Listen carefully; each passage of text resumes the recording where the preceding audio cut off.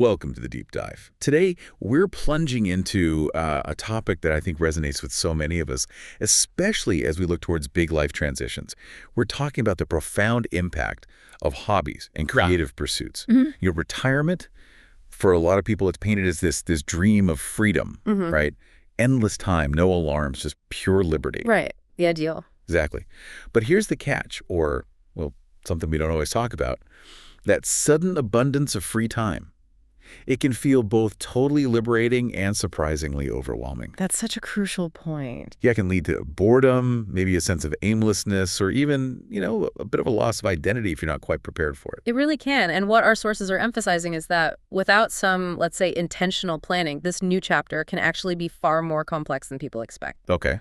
So our deep dive today is really all about understanding how hobbies, creative pursuits, how they offer a powerful kind of proactive solution. A solution. How so? Well, they provide much needed structure. They can reinvigorate your sense of purpose, unlock chances for personal growth, and, importantly, foster those vital social connections. All key ingredients, really. Exactly. All essential ingredients for a truly happy, healthy, and fulfilling retirement. So let's unpack this then. We've received some really fascinating material on why hobbies aren't just, pastimes to fill the hours. Not at all. They're essential tools for well-being, particularly in these later life stages. Our source outlines 5 critical reasons why hobbies matter. Which one really jumps out at you first? Well, one of the most compelling insights, I think, is how deeply hobbies impact our mental health. Okay, mental health. Yes. The material highlights that engaging in activities that genuinely challenge the brain, things like, say, diving into a new language or maybe mastering chess, learning an instrument. Things that require focus. Precisely. These can actively slow cognitive decline. It's not just about keeping old pathways firing. These pursuits can actually stimulate the creation of new connections, building greater resilience in our neural networks. So it's a really powerful, active way to help preserve cognitive function, cognitive preservation, essentially. Cognitive preservation. And it's not just the mind, is it? Yeah. I mean, there's an equally strong connection to our physical health mentioned. Absolutely. That's another major pillar. The sources point out that active hobbies, think gardening, joining a hiking group, maybe dancing, swimming. Things that get you moving. Exactly. They directly promote cardiovascular health, they enhance flexibility, and, crucially, improve balance. Even moderate but consistent activity can significantly boost mobility, reduce the risk of falls, and just enhance overall wellness. It's a very tangible path to a healthier retirement. That makes sense. Now, something else. For so many people, their career is just so intricately tied to their sense of self, their identity. Oh, absolutely. So when that chapter closes, how do hobbies help answer that sometimes quite daunting question? Who am I now? That's a really, really important question. Work often provides identity through external things, job titles, achievements others see. Right. External validation. Yes. And when that concludes, many retirees do struggle with a kind of void. Hobbies fill this by offering a path to a new and, importantly, an intrinsically fulfilling identity. Intrinsically. Okay. Yeah. So whether you're meticulously finishing a woodworking project, maybe training for a 5K charity run, or even, say, writing a family memoir, these pursuits help you build competence and achieve goals for yourself. For your own satisfaction. Exactly. They cultivate a deeper sense of self-worth that isn't tied to a former job title. It gives you a powerful reason to engage and achieve, day to day. Beyond that individual purpose, though, retirement can sometimes lead to isolation, can't it? If workplace friendships naturally start to fade away. That's a real risk. What role do hobbies play in combating that potential loneliness? Well, if we connect this to the bigger picture, strengthening social connections is absolutely crucial, and our sources really highlight this. Group hobbies. Like what? Like joining a local photography club, maybe taking art classes together, participating in community theater. These create vital opportunities for structured social interaction. Structured interaction, good point. Yeah, and for forging entirely new friendships. It's a critical defense against loneliness, really, and helps foster a vibrant new community around shared interests. Okay. And finally, on these core benefits, how do these pursuits contribute to our overall inner landscape, our emotional well-being? This is another powerful one. Creative activities in particular are highlighted for their profound ability to reduce stress. They can significantly boost mood, and there's even evidence they can help lower blood pressure. Really? Lower blood pressure. Yes. The very process of making something, whether it's, I don't know, a beautiful quilt or a thriving garden bed or a piece of music you've learned, it offers both this deep satisfaction and a tangible reminder of your achievement. Something you can point to. Exactly. It's a powerful emotional uplift. It provides a sense of, well, peace and accomplishment. So with all these really compelling benefits laid out, you might be sitting there thinking, okay, what kind of hobby is actually right for me? A very practical question. Yeah. And our source breaks down some fantastic categories to, get your gears turning, spark some inspiration. Let's maybe explore some of those. Okay. Yeah, the material provides a really great spectrum to consider. So on one end, you have the creative arts. Right. Things like painting, drawing, sculpting, pottery, maybe photography, writing. Each of these enhances things like observation or critical thinking or just offers powerful stress relief. Lots of options there. Definitely. Yeah. Then there are the performing arts, think music, theater, dance. These are fantastic because they stimulate multiple parts of the brain simultaneously, they improve coordination, and they foster pretty immediate social bonds through rehearsal and performance. Right, that collaborative aspect. And for those who love to move or just, be outdoors more. Ah, yes. The physical and outdoor activities category is quite robust. Think gardening, walking, or hiking groups, maybe golf.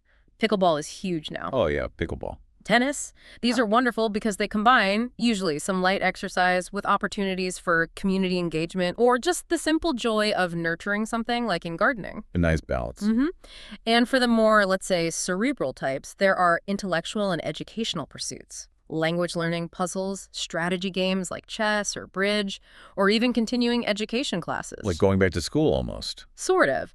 And many universities actually offer free or reduced fee courses specifically for seniors. These are perfect for keeping those problem-solving skills incredibly sharp. That's great to know. What about those really satisfying hands-on, tangible projects where you make something concrete? Ah, that's where crafts and DIY projects come right in. This covers things like woodworking, maybe metalworking, quilting, sewing, knitting, model building, you name it. Building things.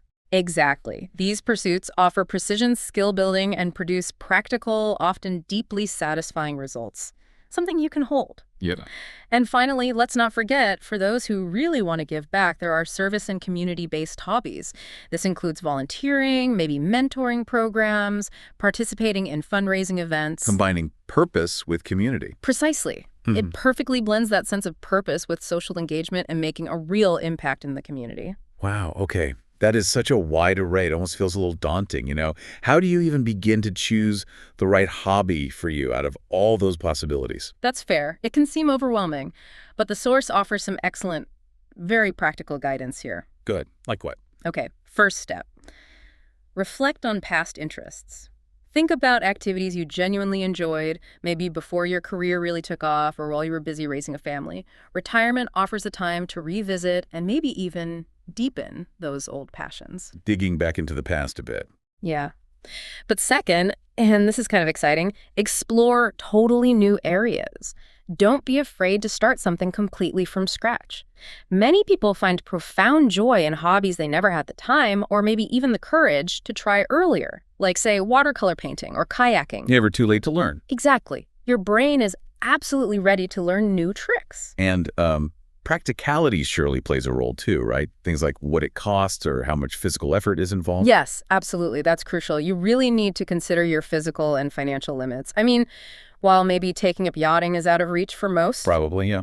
things like bird watching or sketching are incredibly inexpensive and accessible. So choose hobbies that genuinely align with your current mobility and energy levels. Be realistic. Be realistic, Yeah. and very importantly, start small. Test the waters before you commit heavily financially or time-wise. Take an introductory class, maybe borrow equipment if you can. Join a beginner's group. See if it fits before making large investments. Try before you buy, essentially. Exactly. It's all about trying it on for size. Okay, now here's where we get into some truly fascinating insights, I think. This isn't just about, feeling good day to day. There seems to be a powerful scientific basis for how hobbies can actually impact longevity. Oh, definitely. What does the research tell us about that link? The findings are, well, pretty compelling. Multiple studies demonstrate a direct link between actively engaging in hobbies and living a longer, healthier life. Really? How so? Well, for instance, actively engaging in mentally challenging leisure activities, back to those brain games, languages, etc., has been shown to potentially reduce dementia risk by up to 30%. 30%, that's huge. It is significant. And activities involving creative expression and social interaction, they can significantly lower cortisol levels. That's a stress hormone. That's the one. Our body's primary stress hormone. So, hobbies can lead to reduced chronic stress. And perhaps unsurprisingly, consistent participation in active hobbies is clearly linked to a reduced risk of major chronic diseases, things like heart disease, type 2 diabetes. Genuinely eye-opening stuff. And there's that wonderful concept from Japan, mentioned in the source material too, that ties into purpose, right? Yes, ikigai. Ikigai. Indeed. The Japanese concept of ikigai, it's often translated as having a reason for being, or maybe the reason you wake up in the morning. A sense of purpose. Exactly. It's highly relevant here. One study found that individuals who reported having a strong sense of purpose, which hobbies frequently provide, they exhibited significantly lower mortality rates over a 7-year study period. Lower mortality rates, wow. Yeah. It powerfully underscores that deep connection between having a sense of purpose and living a longer, healthier life. The source material also gives some fantastic examples, sort of brings it to life, showing how people are actually putting this into practice, turning the theory into, lived experience. Yes, they paint a very clear picture with a few archetypes. We see the creative explorer. This was a retired engineer who found a true passion for photography. And this pursuit, it not only gave some welcome structure to her weeks, but it also encouraged her to travel more and fostered a whole new circle of friends through photo clubs. Wow. Then there's the active volunteer. This example was a former nurse who gained both light physical exercise and meaningful social interaction, plus continued learning simply by volunteering regularly at a local botanical garden. Making a contribution, too. Absolutely. And finally, the lifelong learner. This was a retired accountant who started by taking some history courses just out of interest and eventually got so engaged he started publishing articles in a local journal. Really? Yeah, creating this powerful sense of accomplishment and ongoing contribution. These are really just, real-world illustrations of the power hobbies can have. Those are great examples. Now, despite all these undeniable benefits we've talked about, many people still face some pretty common barriers or maybe just hesitations when it comes to picking up a new hobby. Mental blocks often. Yeah, things like, oh, I'm too old to start that, or I just don't have the talent for it. What does our source say about these kinds of common thoughts that can hold us back? It tackles them head on, actually. For that belief of being too old to start something new, the material emphasizes the really profound concept of neuroplasticity. Neuroplasticity. Yeah. The brain's adaptability. Exactly. The brain's incredible ability to adapt and rewire itself. And this continues throughout our entire lives, especially when we challenge it with new learning. So skill development can absolutely happen at any age, no question. Good to hear. And as for the I don't have the talent idea, well, the truth is, talent is often something that's cultivated through practice, through persistence. And besides, retirement hobbies are primarily for personal fulfillment and joy, right? Not for achieving professional level perfection. It's about the process, not just the outcome. Precisely. Enjoy the journey. Okay. And what about the very practical concern of cost? That's often a real hurdle for people on fixed incomes. Yes, the I can't afford it concern is definitely a frequent one, but the reality is many deeply enriching hobbies can be pursued on a very modest budget. How so? Well, think about community center classes, often very low cost. Libraries are treasure troves of resources, books, videos, sometimes even classes or clubs, and you can often find secondhand equipment for things like crafts or sports. It makes participation much more accessible than you might initially think. Need to look around a bit. You do.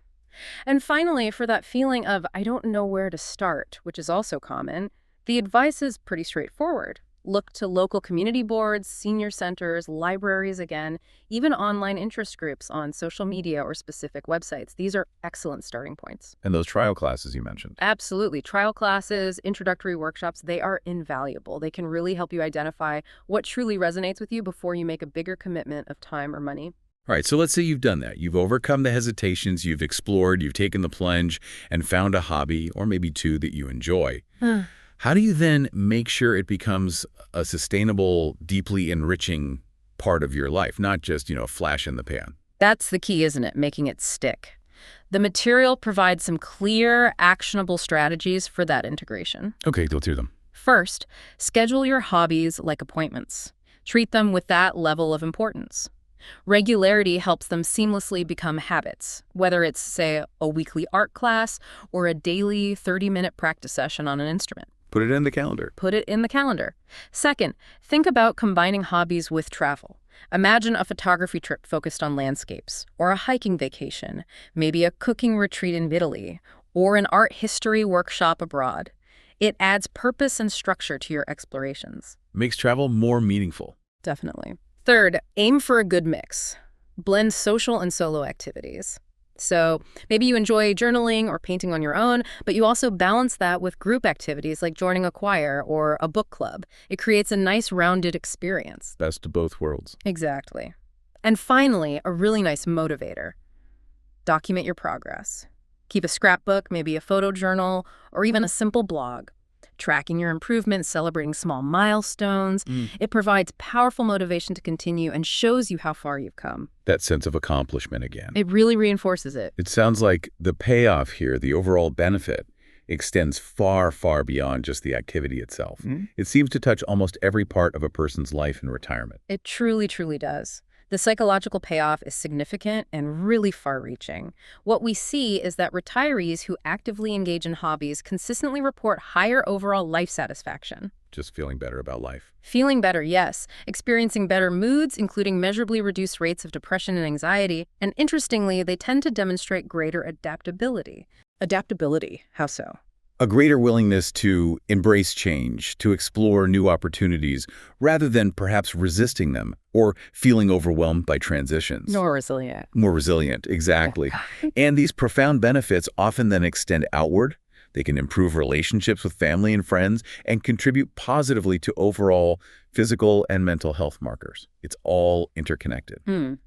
So, wrapping this all up. Well, if we connect this back to the bigger picture, what becomes clear is that hobby development and creative pursuits in retirement, Right. they aren't just pastimes. Right. They're not just filling time. Right. They are incredibly powerful, proactive tools. Tools for maintaining your identity, for finding purpose, for sustaining vitality. They actively combat that potential loss of daily structure that can happen after leaving work. Replacing the work structure. In a way, yes. They provide ongoing, meaningful goals. They foster those crucial new community connections that protect against loneliness. And they keep both the mind and the body active, contributing directly to overall health and, as we discussed, potentially even longevity. So, in short, it sounds like hobbies turn free time into meaningful time, Beautifully put. making retirement not just potentially longer, but definitely richer, more fulfilling. Absolutely. Retirement, it's a transition, isn't it? It's not an ending. And the difference between merely sort of filling time and truly living in retirement often comes down to how you choose to use your days. That personal choice is key. Yeah. And developing hobbies, pursuing creative interests, it really offers a kind of roadmap to continuous personal growth, deeper connections with others and with yourself, and lasting fulfillment. Perhaps the real secret to a joyful retirement is simply never stop being curious. Curiosity. I like that. Right. And hobbies, whether they're grand or humble, quiet or vibrant, solo or social, they seem like the perfect way to keep that beautiful spark of curiosity alive for the rest of your life.